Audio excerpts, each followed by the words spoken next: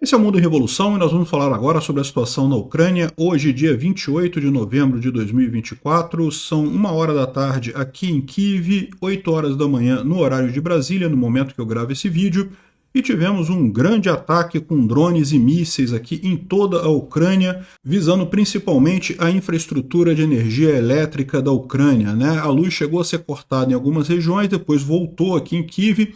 Agora foi cortada novamente por conta do racionamento normal, tá? Então a energia voltou normal, mas estamos com aquele racionamento que a gente estava alguns dias atrás, depois de um ataque semelhante. Durou também coisa de uma semana esse racionamento que a gente teve há uns dias atrás. Imagino que daqui a pouco já deve estar acabando isso novamente aqui na Ucrânia, né? Os ucranianos também fizeram uma série de ataques aqui contra Krasnodar, usando drones, e outras posições aqui em Rostov-on-Don. Ou seja, os ucranianos têm feito ataques grandes também dentro da Rússia nesse momento. Na linha de frente, mais uma vez, nenhuma novidade significativa. Os ucranianos capturaram uma grande quantidade de prisioneiros de guerra ali na região de Kursk. Mas a principal informação que a gente tem da Rússia é justamente a questão econômica, que está cada vez degringolando mais, tá? Então a gente tem o rublo batendo 120 rublos, $1, ou seja, o rublo caindo de valor ainda mais, despencando de valor. O Banco Central Russo parou de fazer conversão de moeda. Isso é uma coisa meio crítica, tá? Ou seja, isso está gerando inclusive um certo temor nos russos, que levou a uma corrida aos bancos ontem. Muito russo querendo sacar dinheiro porque teme que os bancos quebrem. Lembra, isso aconteceu não muito no passado na história russa, né? Então os russos temem que os bancos quebrem, querem sacar o dinheiro para ter o dinheiro em mãos para qualquer coisa, né? Então um certo sentido de pânico lá na Rússia com a questão econômica. Inclusive, os soldados na linha de frente já estão começando a ficar preocupados com essa situação, porque muitos deles estão ali por conta do dinheiro, e se não vai ter dinheiro no final, se o dinheiro vai valer 3 alpiste no final das contas, para que eles vão lutar nessa guerra, né? Além disso, tem um outro aspecto muito, muito importante que está acontecendo aqui em Kaliningrado. Você lembra que há um tempo atrás houve um navio chinês que rompeu 2 cabos de internet aqui no Báltico, né? Um cabo que ligava a Finlândia à Alemanha e um outro cabo que ligava a Suécia à Lituânia, né? E esse navio chinês, de propósito, jogou a âncora, saiu arrastando os cabos no fundo do Báltico, e eu já expliquei para vocês que não existe nenhuma explicação para isso que não seja fazer de propósito, querer romper o cabo, né? Ah, mas ele pode ter errado, soltado a âncora sem querer. Não, não existe isso em navio desse tamanho, não há essa possibilidade. E parece que está havendo alguma coisa significativa aqui, porque tem vários drones da OTAN circulando na região de Kaliningrado, um monte de operações por aqui. Aparentemente o pessoal quer pegar esse navio chinês para entender exatamente o que aconteceu, né? Bom, vamos falar sobre esses e outros assuntos em detalhes. Essas notícias foram sugeridas por caminhoneiro marítimo cubano em fuga, Filipinho Ancap e várias outras pessoas. Obrigado aí ao pessoal que sugeriu notícias lá no nosso site, no wrevolving.com, e obrigado a você que está assistindo o nosso vídeo. Se você gosta do nosso conteúdo, por favor, deixe o seu like, se inscreva aqui no canal, né? Pois bem, como vocês podem ver, o mapa aqui está colorido de ataques russos contra o território da Ucrânia. Foi um número realmente muito grande aqui, ó. 3 mísseis S-300, 85 mísseis Ra-101. Lembra aquele míssil que jogaram lá em Dnipro, que podia levar uma bomba atômica? Olha só, é um recado do Putin, porque ele pode jogar uma bomba atômica. Pois é. Cara, esses mísseis Ra-101, todos eles podem ter bomba atômica. Foram 85 hoje, nesse ataque. Esse ataque foi um ataque grande, tá? Mas não foi o maior que teve aqui na Ucrânia, não, tá? Já teve ataques maiores aqui. E, infelizmente, esse tipo de ataque acaba prejudicando muito a infraestrutura de energia elétrica aqui. Como eu falei, eu estou sem luz nesse momento, estou gravando na bateria do meu notebook. Mas daqui a pouco volta a luz, não vai ter problema nenhum no final das contas, né? Teve também 3 mísseis Ra-59 ou 69 que foram derrubados e 97 drones Shahid que foram todos derrubados. 35 derrubados pela defesa antiaérea e 62 foram derrubados por sistemas de guerra eletrônica. Eu descobri uma coisa, saiu uma informação aqui muito interessante. Por que tem uns drones que voltam para a Rússia ou drones que vão para Belarus? E eu sempre achei estranho isso, né? Como é que os russos vão levar drones lá para Belarus? E por que fariam isso? E por que Belarus derrubaria os drones dos russos e coisa e tal? E aí eu tive a resposta aqui. Eu perdi o tweet que estava me falando esse negócio, mas a resposta é a seguinte, é porque os ucranianos têm mecanismos de hacking. os ucranianos estão conseguindo hackear alguns desses drones e eles começam a pilotar o drone ao invés do russo que pilota o drone de lá. E daí eles, lógico, direcionam esses drones para Belarus e para a própria Rússia para causar danos em Belarus e na Rússia. Então o drone é um drone russo, originalmente lançado pelos russos, pilotado pelos russos, mas que foi hackeado pelos ucranianos e usado. E é por isso que tem essa coisa de vez em quando os drones voltarem para a Rússia ou irem para Belarus e coisa e tal, né? E daí Belarus derruba os drones, né? Evidentemente. Enfim, um grande ataque hoje, tá? O pessoal chegou a botar medo no pessoal aqui. Ó. Hoje, quando eu acordei hoje cedo para tomar o café, tava essa notícia de que teve 10 bombardeiros Tu-95 prontos para liberar mísseis contra a Ucrânia, que vai ser um grande ataque, não sei o que lá e coisa e tal. E teve alarme de ataque aéreo na parte da manhã hoje, né? Tá aqui o alarme de ataque aéreo em várias regiões aqui da Ucrânia, inclusive aqui em Kiev, né?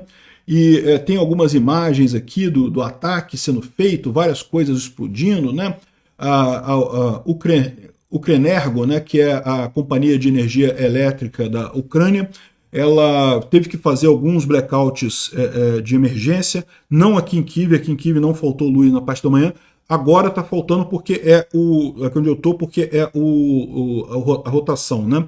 Lembra que teve uma rotação na semana passada, aí acabou a rotação, mas agora com esse novo ataque voltou a rotação de novo, então agora nesse momento eu estou sem energia elétrica aqui, né? Aqui, aparentemente foi em Kharkiv, inclusive isso daqui, o lugar onde teve aqui uma grande batalha. Curiosamente, quando eu estava lá em Kharkiv não teve nada, não faltou energia elétrica em momento algum, né? Aqui tem algumas imagens aqui, ó, dos mísseis passando aqui, ó, esses aqui foram os mísseis lançados pelos russos em direção à Ucrânia, passando aqui em alguma região da Ucrânia, né? Dá para ver aqui a passagem deles. Teve também no Mar Cáspio, também deu para ver esse tipo de coisa. Em várias regiões, os mísseis Calibre foram usados com munição cluster, né? E isso dificulta muito o trabalho dos bombeiros, porque essas munições podem ter explosão secundária, né? Elas podem explodir depois, elas podem não explodir no impacto e explodir depois. Então isso dá muito mais trabalho para o pessoal dos bombeiros, porque eles têm que ficar preocupados com isso daí, né?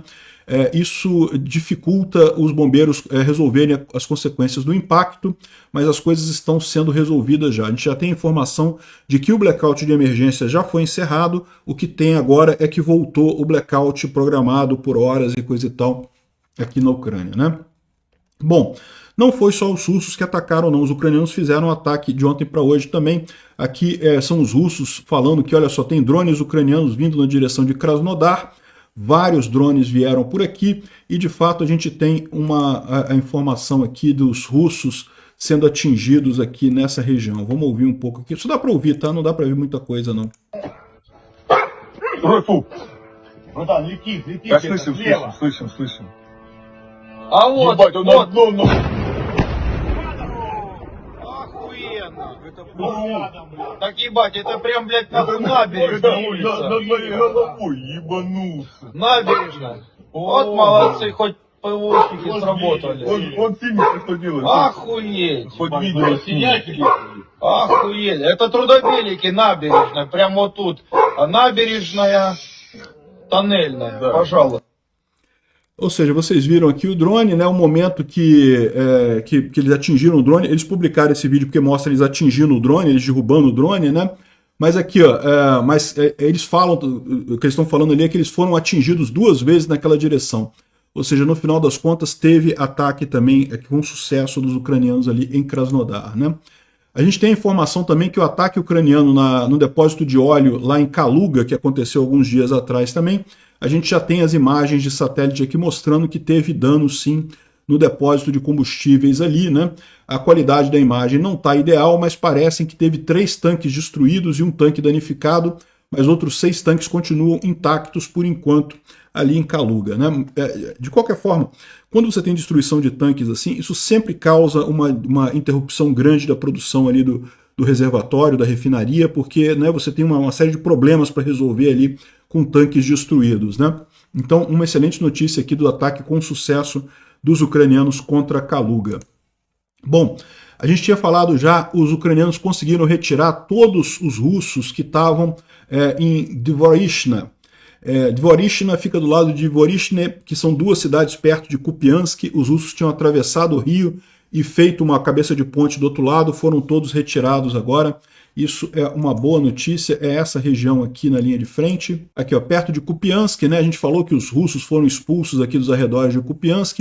E aqui também, ó, eles tinham atravessado o rio em direção a Dvorishna e foram retirados daqui também. Uma excelente notícia nesse contra-ataque ucraniano ali na região de Kupiansk, né? Bom, lá em Kursk, os ucranianos capturaram uma grande quantidade de marines russos, né? Então, um monte de coisa aqui da 80ª Brigada Marine Russa, um monte de gente capturada, e diz também que teve muita gente morta lá de ontem para hoje, tá? Aqui nos mapas do Polé-Volán, nenhuma novidade por aqui, continua tudo basicamente a mesma coisa, os russos se matando em grandes números, grande perda de equipamento e nenhum avanço significativo no final das contas, indicando problemas para os russos, principalmente quando chega a parte econômica, que é o que eu falo para vocês, né? A Ucrânia está deliberadamente evitando defender posições ali para poupar seu exército e a sua economia para uma grande ofensiva que deve vir em algum momento do ano que vem. Os russos estão jogando tudo que podem. Por quê? Porque a Rússia não aguenta mais tempo dessa guerra. A economia dele já está abrindo bico, né? Aqui, o Instituto para o Estudo da Guerra também não traz nenhuma novidade, mas a gente tem informação aqui do aumento de preços na Rússia, né? Um monte de coisa aqui, ó. Por exemplo, existe um gestor de ativos na Rússia que acha que a taxa base de juros na Rússia deve chegar entre 30% e 40%. E se hoje, com 21%, a taxa de juros de hipoteca já está em 30%, quando a taxa de juros básica da economia russa chegar em 40%, a taxa de juros para o russo no final vai estar em 60% a 70%. Totalmente impossível de fazer qualquer coisa, né? Continua crescendo essa coisa justamente devido às sanções contra o Gazprom Bank, né? Ou seja, essas sanções do Biden contra o Gazprom Bank doeram para os russos, né? E continua a deterioração do rublo, né?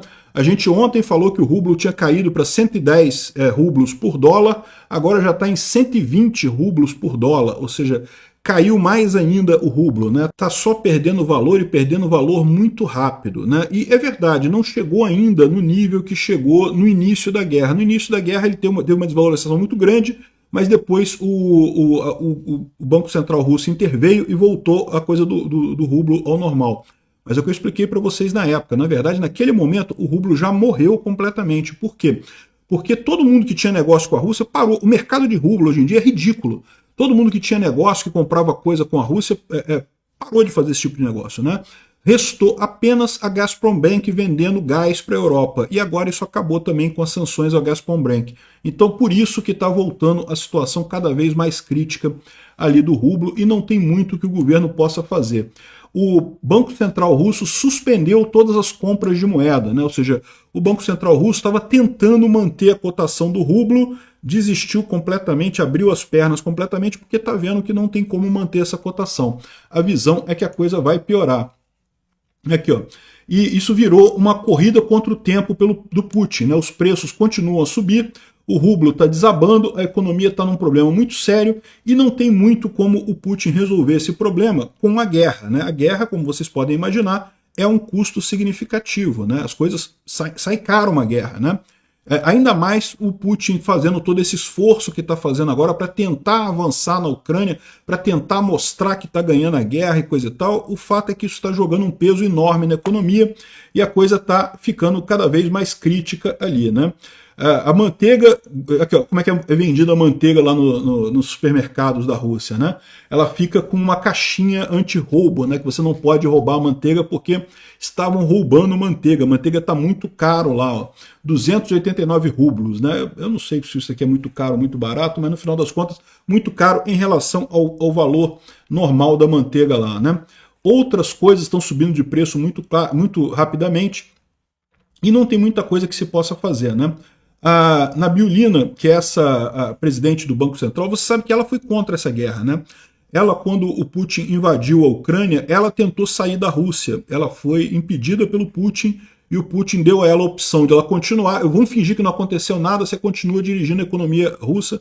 Por quê? Porque ela é competente. Só que ela não gosta do Putin, mas ela não tem o que fazer, não tem mágica para fazer. E ela está numa situação terrível agora, porque adivinha quem vai ser considerada culpada dessa catástrofe toda lá na Rússia? Pois é. uma situação realmente trágica para a Nabiullina e para o povo russo como um todo, né? No final das contas, vamos ver quanto tempo vai levar para isso daí, mas a visão é que o sentimento é de pânico por lá. Até na linha de frente aqui, o pessoal começou a discutir esse assunto aqui, ó. O pessoal está falando aqui que a gente está lutando aqui pelo dinheiro e coisa e tal, mas cada vez mais está caindo o valor. Isso é uma perda de 50% da gente, ou seja, o dinheiro que vocês iam ganhar, né, em dólar já caiu 50% que os soldados iriam ganhar. Porque você tem a inflação comendo e você tem o rublo depreciando, né? O valor que o soldado está recebendo no final das contas está virando praticamente nada nessa história. E muitos soldados russos só estão lá pelo dinheiro, né? Bom, e junto com isso, parece que está acontecendo uma confusão muito grande ali em Kaliningrado, né? A gente sabe a gente já falou sobre isso, né? O navio chinês que arrastou âncora, o navio Yipeng 3, que teria destruído o cabo ali na região do Mar Báltico, né? Já se sabe que foi esse navio, já se sabe que ele é um navio chinês, mas o capitão dele e a tripulação é russa. Então eles estão querendo investigar esse negócio, né? E aqui, ó, investigadores acreditam que esse navio chinês deliberadamente cortou 2 cabos de internet ali na região ao arrastar sua âncora no fundo do Mar Báltico. Cara, não existe nenhuma discussão. É lógico que foi deliberado. Eles já tinham feito isso antes. Eu já falei para vocês antes quando eles fizeram. É a tática dos russos com o artigo 5º da OTAN. Eles ficam tentando burlar a coisa devagarzinho, quebrar uma coisinha aqui, quebrar uma coisinha ali, sem entrar em guerra direto com os Estados Unidos, né? Isso é um problema no final das contas. Parece que a questão agora é saber se o capitão do navio ele foi induzido pela inteligência russa, o que aconteceu aqui. Mas tinha 5 aeronaves de reconhecimento da OTAN em torno de Kaliningrado. O rublo está caindo, a questão com o navio chinês, tem alguma coisa acontecendo, né? Aqui, ó. Os russos em Kaliningrado estão atualmente sob um massivo reconhecimento, monitoramento da OTAN. Muitos radares em torno, aqui dá para ver uma grande movimentação de aeronaves da OTAN em torno de Kaliningrado, aqui na Rússia, justamente porque eles querem saber esse negócio do navio, o que está acontecendo aqui. Ó. O Tommy está colocando aqui, ó, alguma coisa muito estranha, muito grande está acontecendo por trás das cortinas, né? A situação está muito crítica ali na região de Kaliningrado por conta do navio Yipeng 3, vários drones de reconhecimento da OTAN, a economia russa em free fall, né, em queda livre, ou seja, alguma coisa está acontecendo aí de muito mais séria do que o pessoal que está sendo noticiado, né? Vamos aguardar aí o que vai vir nas próximas notícias. Bom, e a gente tem uma informação de que o Trump nomeou como enviado especial para a Ucrânia e Rússia o Keith Kellogg, que escreveu em maio que ele acredita que os Estados Unidos devem continuar mandando armas para a Ucrânia para ela deter a Rússia, na condição que a Ucrânia concorde com conversas, né? Veja, esse cara vai negociar com a Ucrânia e com a Rússia. Por óbvio, ele não pode ser totalmente a favor da Ucrânia, mas ele é um cara que quer continuar o apoio para a Ucrânia e é lógico que ele vai ser encarregado pelo Trump de tentar um acordo entre a Rússia e a Ucrânia. Não vai conseguir esse acordo, mas eu tenho certeza que a Ucrânia não vai se negar a participar de conversas. Participar de conversa, a Ucrânia participa, não tem problema nenhum. Existe chance de ter resultado final nessa conversa? Eu acho muito pouco provável.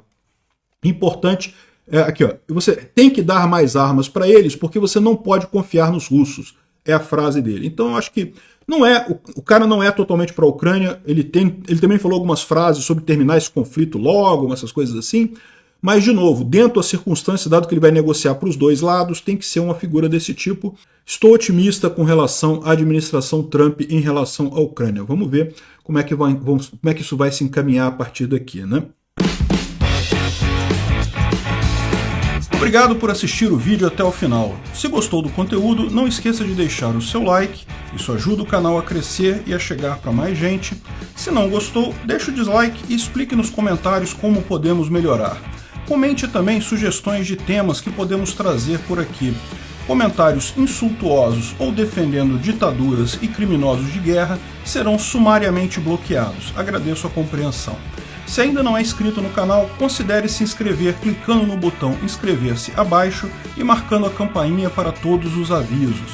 Se quiser ajudar o canal, veja no nosso site como você pode fazer isso.